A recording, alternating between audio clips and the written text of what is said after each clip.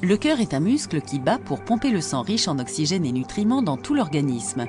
Chaque battement est stimulé par des signaux électriques qui traversent le muscle cardiaque ou myocarde.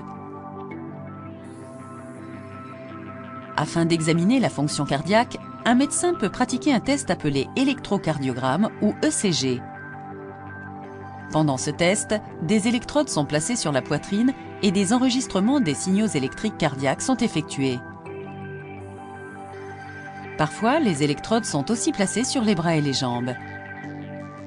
Les signaux électriques suivent un trajet défini à travers le cœur, commençant en un endroit appelé nœud sino-auriculaire qui est situé dans la chambre ou oreillette supérieure droite. Le signal s'étend ensuite aux oreillettes droite et gauche qui se contractent et poussent le sang vers les chambres inférieures ou ventricules.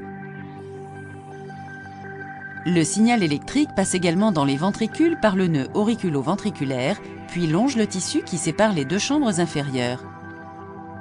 Enfin, le signal remonte les ventricules qui se contractent et pompent le sang vers les poumons et l'organisme. Des modifications du schéma électrique normal peuvent indiquer une lésion du cœur à la suite d'une crise cardiaque ou d'une maladie cardiaque.